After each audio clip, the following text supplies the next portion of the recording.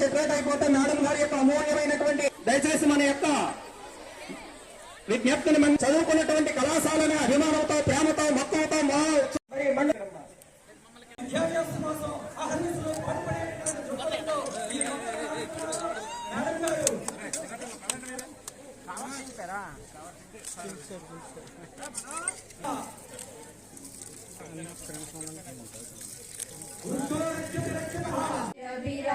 కృష్ణమ్మ పరుగులెడుతుంటేను బంగారు పంటలే పండుతాయి, మురిపాల ముత్యాలు దొరుకుతాయి. నిండుగా దండిగా మెండుగా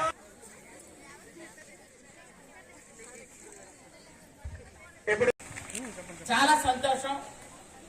ఈరోజు ప్రభుత్వం గౌరవ ముఖ్యమంత్రి వర్యులు నారా చంద్రబాబు నాయుడు గారు పిల్లల తాలూకా భవిష్యత్తును ఉద్దేశించి పిల్లలు ఏ విధంగా చదువుతున్నారు, వాళ్ళు ఏ విధంగా ప్రవర్తిస్తున్నారు, వాళ్ళకి ఏ విధంగా మార్కులు వస్తున్నాయి, వాళ్ళకి ఏ విధమైనటువంటి వివిధ రకాలైనటువంటి టాలెంట్స్ ఉన్నాయి, ఇవన్నీ కూడా తల్లిదండ్రులతో చర్చించడానికి పిల్లలకి తల్లిదండ్రులకి అలాగే నాయకులకు అధికారులను అందరినీ కూర్చుని పెట్టి ఒక మీటింగ్ ఏర్పాటు చేయడం నిజంగా గౌరవ ముఖ్యమంత్రికి మనందరం కూడా హృదయపూర్వకంగా ధన్యవాదాలు తెలియజేసుకోవాలి.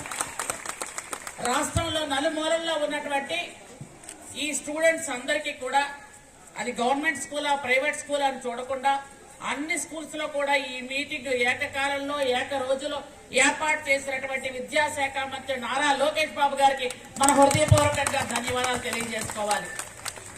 ఈరోజు మనం ఈ మీటింగ్ ఏర్పాటు చేసుకోవడం వల్ల అందరం కలిసి కూర్చొని మాట్లాడుకొని పిల్లలు ఏ విధంగా చదువుతున్నారో పేరెంట్స్ కు చెప్పి పిల్లల తాలూకా శక్తి ఏమిటి, వాళ్ళ వీక్నెస్ ఏమిటి, వాళ్ళు ఏ విధంగా చదువుతున్నారు పేరెంట్స్ తో డిస్కస్ చేయడానికి ఇది ఒక మంచి అవకాశం.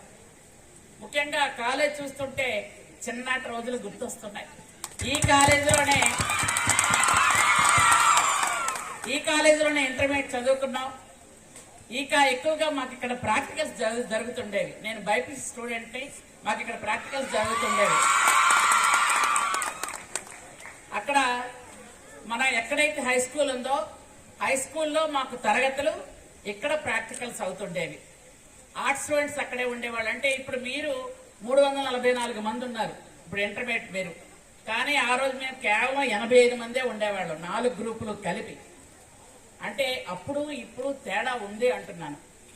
అప్పుడు ఇక్కడికి రావాలి అని అంటే ప్రాక్టికల్స్కి ఇక్కడికి వస్తే ఈ రూమ్ లోనే ప్రాక్టికల్స్ అవుతుండేవి. Zoology practicals, botany practicals.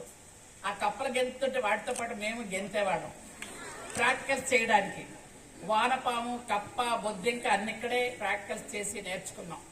ఈ స్థలం అంతా కూడా ఖాళీగానే ఉండేది. ఈ మొక్కలన్నీ మేమేసినవే. ఈ రోజు పెద్ద పెద్ద చెట్లుగా ఉన్న మొక్కలన్నీ కూడా చాలా వరకు పోయాయి. ఇవన్నీ మేమే వేసాం. ఈ లోపలికి ఎవరిని రానివ్వకుండా అప్పుడు మేము ఒక దడి కూడా కట్టేసుకున్నాం, ఎవరిని రానివ్వకుండా. అంటే కాలేజ్ అంటే అలా చూసుకునేవాళ్ళం. ప్రతి శనివారం వచ్చి ఇక్కడ ఏమీ లేకుండా, గడ్డి లేకుండా మేమే తీసి అందంగా తయారు చేసి అంటే ఎవరి క్లాస్ కి వాళ్ళకి ఇటుక బెడ్లు పెట్టి దాని మీదేమో రంగులు వేసుకొని ఇది మా క్లాస్ అని అందంగా తయారు చేసుకొని పెట్టడం స్కూల్ నుంచి అలవాటు మాకు. ఇక్కడే ఈ స్కూల్లో మేము అంతా అక్కడ క్రింద స్కూల్లోనే నేను చదువుకున్నాను. అక్కడ స్కూల్లో చదువుకొని ఇక్కడ కాలేజీలో చదువుకున్నాను. మక్కువలోనే పుట్టడం పెరగడం అంతా కూడా మక్కువలోనే. అయితే ఈరోజు ఈ మా స్కూల్ కానీ కాలేజ్ కానీ చూస్తే చాలా సంతోషంగా అనిపిస్తుంది. అందరూ బాగా చదువుకొని రేపు ఇందాక మన పీడీ గారు చెప్పినట్టుగా ఉద్యోగం ఒక్కటే కాదు, ఏ రంగంలో రాణించినా, వ్యాపారం చేసినా, వ్యవసాయం చేసినా, ఆటలాడినా, ఏదైనా సింగర్స్ అయినా, లేదు ఏది జరిగినా కానీ ప్రతి రంగంలో ఎక్కడ రాణించినా గానీ ఒక క్రమశిక్షణతో పట్టుదలతో మనం అనుకున్న మంచి పని ఒక కృతనిశ్చయంతో చేసే పౌరులుగా మీరంతా ఎదగాలి అని నేను మనస్ఫూర్తిగా కోరుకుంటున్నాను.